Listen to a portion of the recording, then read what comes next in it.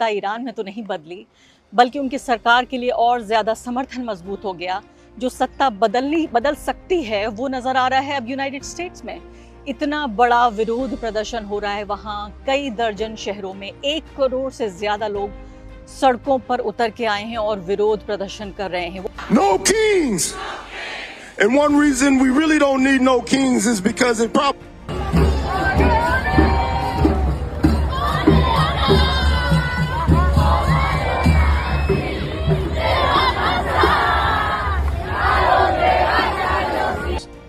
if he gets a deal with the Iranian regime, and he seems to think, in terms of what he says, that he can get one, he seems to believe that they are weakened, in fact, virtually beaten, and therefore they'll make a deal.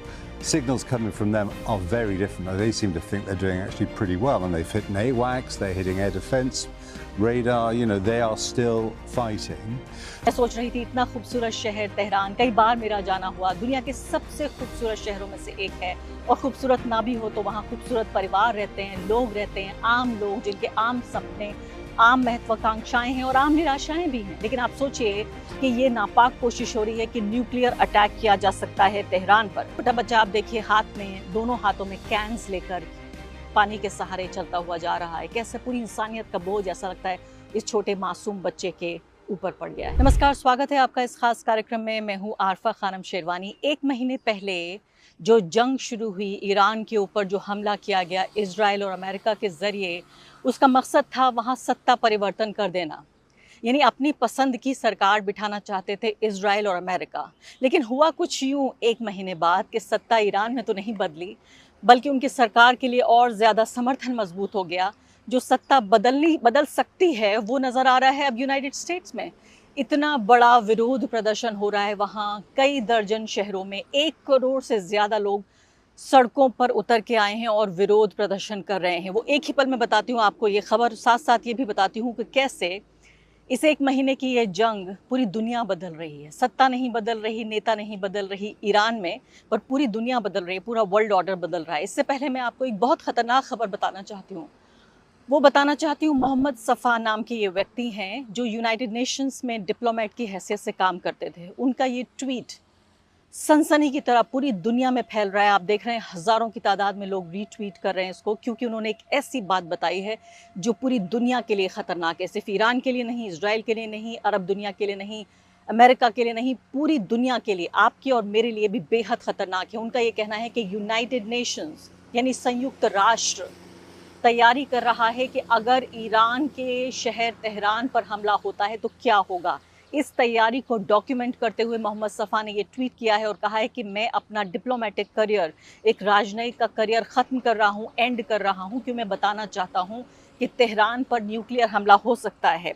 आप ये देखिए कि पूरी खबर को आप देखें कि वो तेहरान की इस तस्वीर को ट्वीट करते हुए उन्होंने कहा है कि आप जैसे अनपढ़ लोग जिन्होंने कभी कोई कहीं सफ़र नहीं किया और कभी अच्छे बेहतरीन किताबें नहीं पढ़ी, और जो वॉर हॉक्स हैं, यानी आप उनकी भाषा भी अगर देखें, अंग्रेज़ी में उन्होंने लिखा है, मुझे लगता है सिर्फ जैसे आदमी जब बहुत ज़्यादा फ्रस्ट्रेटेड होता है, जब बहुत खींच से भरा हुआ होता है और अपने शब्दों को चबा रहा होता है लेकिन चबा नहीं पाता, जब जिन शब्दों का इस्तेमाल करता है वो शब्दों का इस्तेमाल किया है ये यूएन के डिप्लोमेट ने। वो कह रहे हैं, war hawks licking your chops at the thought of bombing it. अगर आप ये देख रहे हैं, ये सोच रहे हैं कि इस शहर पर आप बमबारी कर देंगे, तो ये कोई लो पॉपुलेशन रेगिस्तान नहीं है कि यहाँ पर सिर्फ ज़मीन पर आप बमबारी करेंगे। वो ये कह रहे हैं कि तेहरान वो शहर है जहाँ परिवार हैं, बच्चे हैं, फैमिलीज़ हैं, और बच्चों के साथ साथ जो पालतू जानवर हैं, पेट्स हैं, वो भी हैं वहाँ पर। यहाँ पर रेगुलर वर्किंग क्लास लोग हैं जिनके अपने सपने हैं। लंबा ट्वीट है और ये कह रहे हैं कि you are sick to want war. आगे कहते हैं यूएन डिप्लोमेट के तेहरान जो है वो करीब 1 करोड़ की आबादी वाला ये शहर है। आप सोचिए कि अगर इसी तरीके से कोई ये कहे कि वाशिंगटन डीसी पर हम बमबारी कर देंगे, या बर्लिन पर, या पेरिस पर, या लंदन पर, कोई सोच भी सकता है क्या इस तरह की कोई बात, वो भी न्यूक्लियर वेपन से आप बमबारी करेंगे। तो आप ये सोचिए कि व्यक्ति ये बताने की कोशिश कर रहे हैं कि मैं अपना डिप्लोमेटिक करियर ख़त्म करके जनता को ये सूचित करना चाहता हूँ, पूरी दुनिया को, मैंने अपना डिप्लोमेटिक करियर इस इन्फॉर्मेशन को लीक करने के लिए ख़त्म कर दिया है। कितनी बड़ी बात है। मैं कहूँगी मोहम्मद सफ़ा का ये जो सेक्रीफाइस है ये दुनिया में याद किया जाना चाहिए। मुझे नहीं पता न्यूक्लियर हमला होगा या नहीं होगा, मैं प्रार्थना करती हूँ और इस बात की विश करती हूँ कि ऐसा ना हो, लेकिन मैं ये कह रही हूँ कि ये बता रहे हैं ये व्यक्ति, I suspended my duties so as not to be part of or a witness to this crime against humanity in an attempt to prevent a nuclear winter before it is too late. मैं ये कह रहा हूँ सब कुछ कि इससे पहले कि न्यूक्लियर हमला हो मैंने अपने आप को कुर्बान कर दिया, अपनी नौकरी को, अपने डिप्लोमेटिक करियर को कुर्बान कर दिया। मैं सोच रही थी इतना खूबसूरत शहर तेहरान, कई बार मेरा जाना हुआ, दुनिया के सबसे खूबसूरत शहरों में से एक है। और खूबसूरत ना भी हो तो वहाँ खूबसूरत परिवार रहते हैं, लोग रहते हैं, आम लोग जिनके आम सपने, आम महत्वाकांक्षाएं हैं और आम निराशाएं भी हैं। लेकिन आप सोचिए कि ये नापाक कोशिश हो रही है कि न्यूक्लियर अटैक किया जा सकता है तेहरान पर। अब अगली बड़ी खबर आपको बताती हूँ, जो इतनी ही बड़ी खबर है वो ये कि हो सकता है आपको भारतीय मीडिया ने ना बताया हो, वो तो आपको सुहाने सपने दिखाने की कोशिश कर रहे हैं। आप ये देखिए कि नो किंग्स रैली हो रही है, यानी कि हमें कोई बादशाह नहीं चाहिए, अमेरिकन पब्लिक कह रही है। और ये पब्लिक जो है वो पूरे तरीके से रोड पर है, स्ट्रीट्स पर पूरे तरीके से है। ये 1 करोड़ के आसपास लोग आए हैं और वो अपोज कर रहे हैं कि हमें सबसे पहले तानाशाही नहीं चाहिए, अमेरिकन जो राष्ट्रपति हैं डोनाल्ड ट्रंप, उनकी हमारी जो फॉरेन पॉलिसी है, यानी कि हमें जंगें नहीं चाहिए। ईरान पर अटैक का विरोध करते हुए 1 करोड़ की तादाद में यूएस के लोग। और आप सोचिए कि ये बहुत कोई आम बात नहीं है यूएस में इस तरह से लोगों का सड़कों पर आ जाना, ये बहुत रेयर है, ये बहुत ही यूनिक ये एक डेवलपमेंट है कि सड़कों पर लोग आ रहे हैं और बड़े ही कोऑर्डिनेटेड तरीके से कि उस मुल्क के अलग अलग शहरों में ये लोग आकर और तब विरोध प्रदर्शन कर रहे हैं। तो साफ तौर पर अपने आप में बहुत ही चौंकाने वाली बात है कि सत्ता परिवर्तन चाहिए था ईरान में, लेकिन ऐसा लगता है कि सत्ता को बड़ा खतरा हो रहा है यूनाइटेड स्टेट्स में। अब यहाँ मैं आपको बताना चाहती हूँ कि बीबीसी किस तरह से पोल खोल रहा है। बीबीसी ने पूरे तरीके से डोनाल्ड ट्रंप की पोल खोल दी है और बीबीसी के बड़े जानकार बता रहे हैं कि यूएस के जो खुफिया यानी स्पाई प्लेन्स थे जो जासूसी करने के लिए गए थे, उनको पूरे तरीके से उनके एयर डिफेंस, ईरान के एयर डिफेंस सिस्टम ने जो यूएस के तमाम जो ये स्पाई प्लेन्स थे इनको तबाह बर्बाद कर दिया है और पूरे तरीके से झुकने को तैयार नहीं है Iran.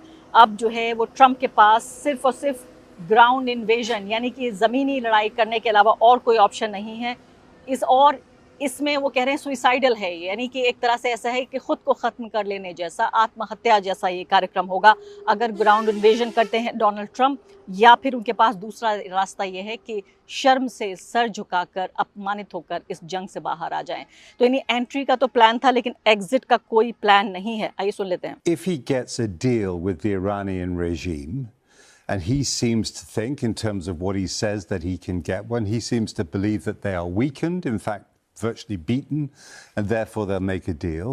Signals coming from them are very different. Now, they seem to think they're doing actually pretty well, and they've hit AWACS, they're hitting air defense, radar, they are still fighting.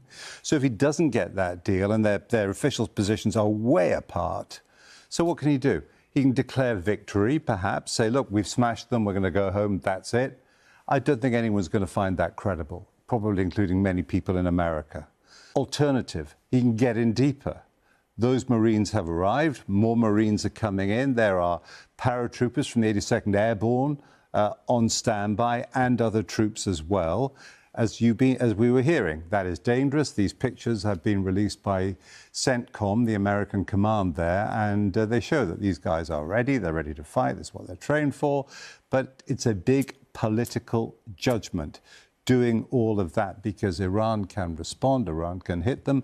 Say taking territory is one thing, keeping it is another, and as you've been hearing, on the other side of the Arabian Peninsula. अब Donald Trump इस पूरी दुनिया से बेखबर, बिल्कुल बेगानी एक दुनिया में डोनाल्ड ट्रंप है, वो क्या कह रहे हैं? वो कह रहे हैं कि मैं आपको ठीक से नहीं बता पा रहा हूँ, लेकिन ईरान ने हमें अब तक 2 हमारी जो बड़ी नाव हैं 20 बोट्स हैं तेल से भरी हुई, उनको आने की इजाज़त दी है स्ट्रेट ऑफ हॉर्मुज से। और ऐसा लगता है कि हमारी बड़ी इज्जत करते हैं ईरानी लोग, ईरानी नेता, इसलिए हमारी इन बोट्स को आने की इजाज़त दी है। सुन लेते हैं।